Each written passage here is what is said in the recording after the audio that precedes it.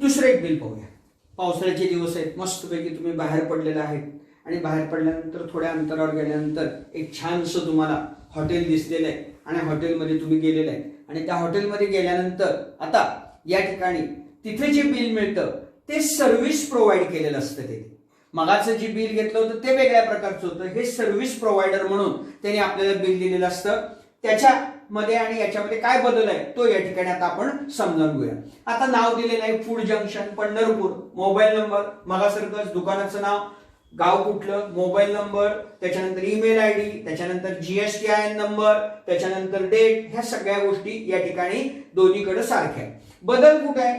आता तिथं serial number होता, इथे सिरियल SAC, इथं सर्व्हिस प्रोव्हायडर आणि मगाची HSN नंबर होता. या दोन्हीचा लॉंग फॉर्म मी नंतर सांगतोय. फक्त इथं लक्षात घ्या, इथं त्यांनी सर्व्हिस प्रोव्हाइड केलेली आहे म्हणून SAC नंबर आलेला आहे. मग आता काय केलेलं आहे त्यांनी? 9961 सर्व्हिस प्रोव्हायडरचा जो नंबर दिलेला आहे. याच्यामध्ये कॉफी येते, एक कॉफी घेतलेली आहे, रेट आहे 20 रुपये, टॅक्सेबल अमाऊंट झाली 20 रुपये, 2.5% इतका केंद्राचा आणि 2.5% इतका राज्याचा त्याच्यावरचा कर आहे. त्यामुळे 20 रुपयावर 2.5%नी 50 पैसे केंद्राला मिळाले, 50 पैसे राज्याला मिळाले.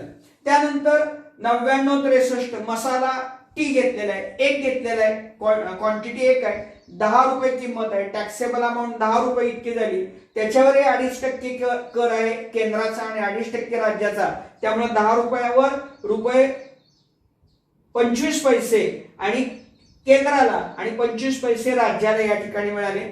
त्यानंतर मसाला डोसा घेतलेला आहे, त्याचा कोड आहे 9962. हे सगळे सर्व्हिस प्रोव्हाइड केलेले आहे.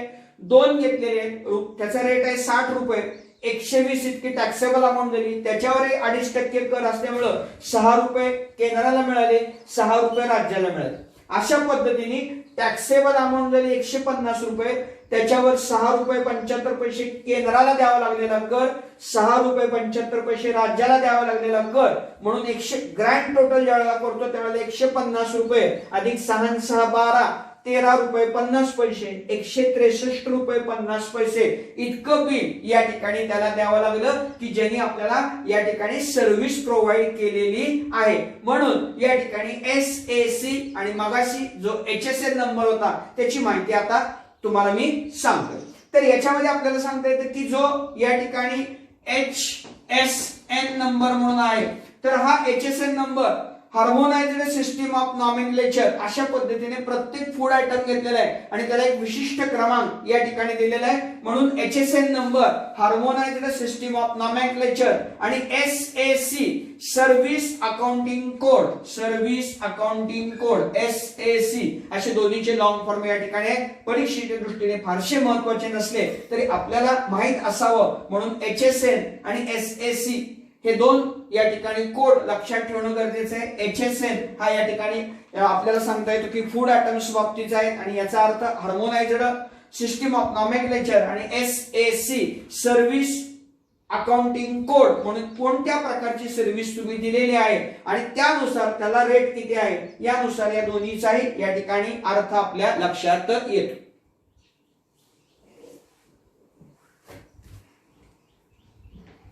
विद्यार्थी मित्रांनो, पान नंबर 84 वर या ठिकाणी 0 रेटेड म्हणजे ज्याच्यावर 0 GST आहे, low rated, standard rated, standard rated मधला पहिला स्लॅब, दुसरा स्लॅब आणि तिसरा हायली रेटेड अशा पद्धतीने एकंदर साधारणपणे 5. परंतु केंद्र सरकार वेगवेगळ्या रेट्स या ठिकाणी बदलत असतं सारखं, त्यामुळे हे काही फार या ठिकाणी लक्षात ठेवायची तुम्हाला गरज नाहीये. फक्त माहिती असेल की 0% मध्ये काय येतं, 5% मध्ये काय येतं, 12% काय येतं, 18% काय येतं आणि 28% मध्ये या ठिकाणी हायली रेटेड लक्झुरियस आयटम जे असतात ते 28% मध्ये आपल्याला आढळून येतात. आणि अशा पद्धतीने हे स्ट्रक्चर या ठिकाणी फक्त माहितीसाठी परीक्षेमध्ये याच्यावर तुम्हाला कोणीही प्रश्न विचारणार नाही, कारण हे रेट जे असतात हे सतत बदलत असतात, यामध्ये परमनंट असं काही नसतं. त्यामुळे याबद्दल फक्त माहिती या ठिकाणी असावी म्हणून कधीतरी वेळ मिळाल्यानंतर या ठिकाणी पान नंबर 84 वरचे रेट पाहून ठेव.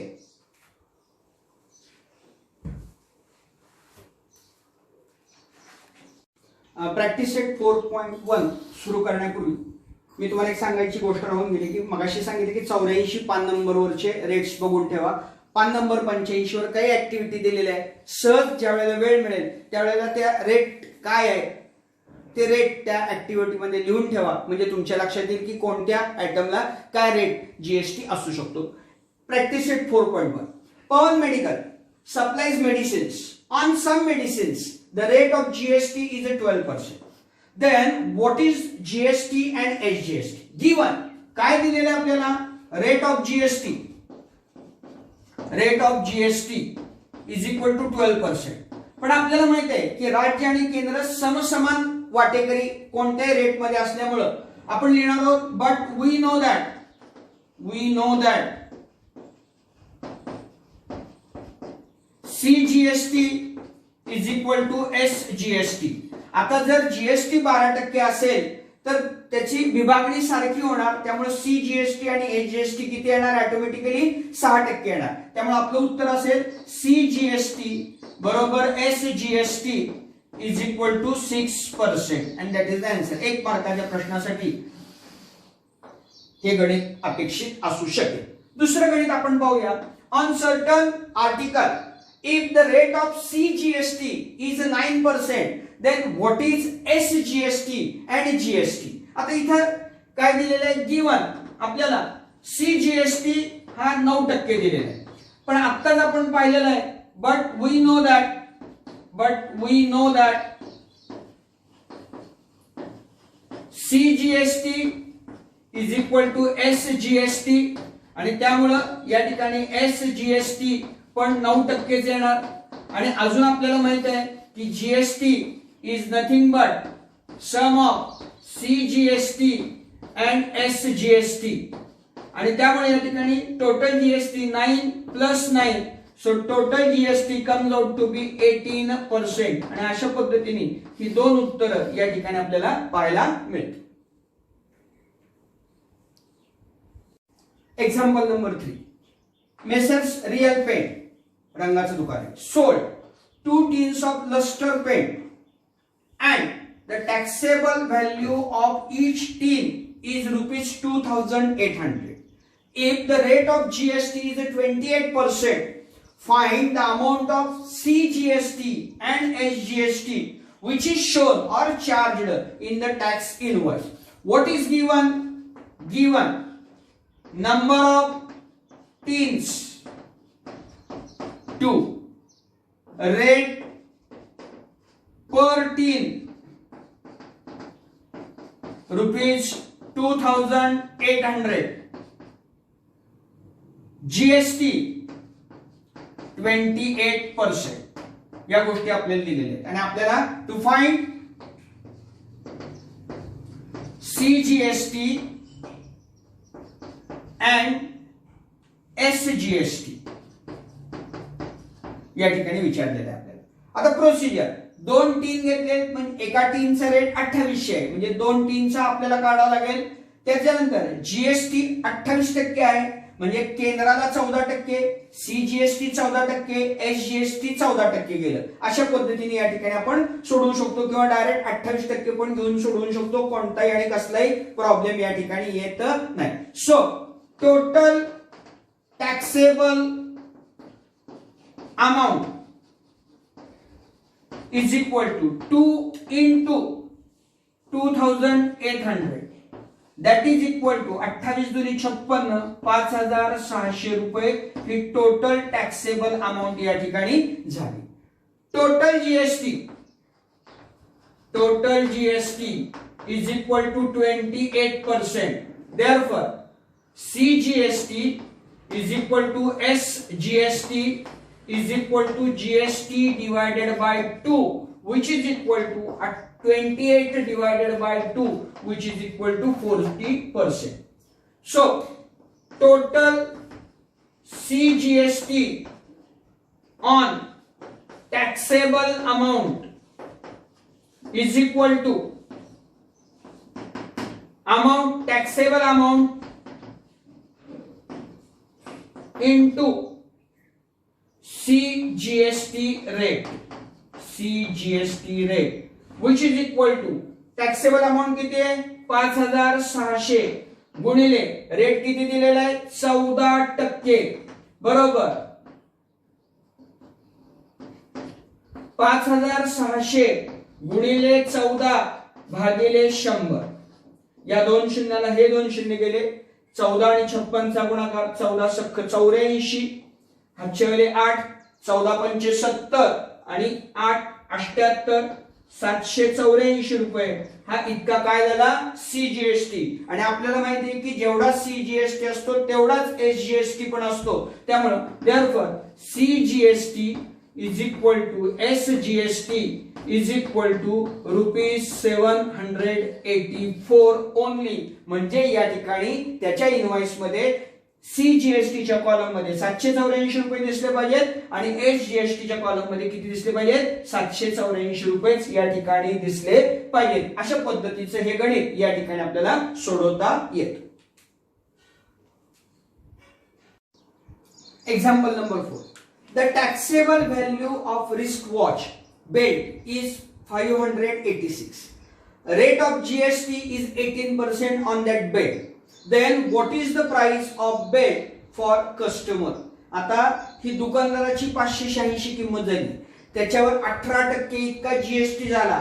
मग तो रिस्ट वॉच बेल्ट त्या कस्टमरला किती रुपयांना मिळणार आहे असा प्रश्न या ठिकाणी आपल्याला विचारलेला आहे. सो गिवन काय काय दिलेलं आहे. Taxable amount, taxable value is equal to ₹586 only. On that item, rate of GST is equal to 18%. Rate of GST 18% आपल्याला या ठिकाणी दिलेलं आहे. To find price of bill for customer. म्हणजे आता पहिल्यांदा आपल्याला 18% याच्यावर किती टॅक्स होतो हे काढावं लागेल आणि नंतर 586 मध्ये तो टॅक्स मिळून एकंदर त्याची असणारी प्राइस या ठिकाणी आपल्याला काढावी लागणार आहे. So total amount of GST which is equal to काय म्हणलेलं आहे 586 वर 18% 586 into 18% which is equal to 586 into 18 divided by 100. 18 आणि 586 चा जर गुणाकार केला तर तो 10,548 इतका येतो आणि त्याला भागिले 100. म्हणून हे दशांश चिन्ह जर दिले तर 105 रुपये 48 पैसे इतका जीएसटी त्या बेल्टवर आपल्याला आलेला आढळून येतो. सो टोटल प्राइस, आता total price for customer is equal to taxable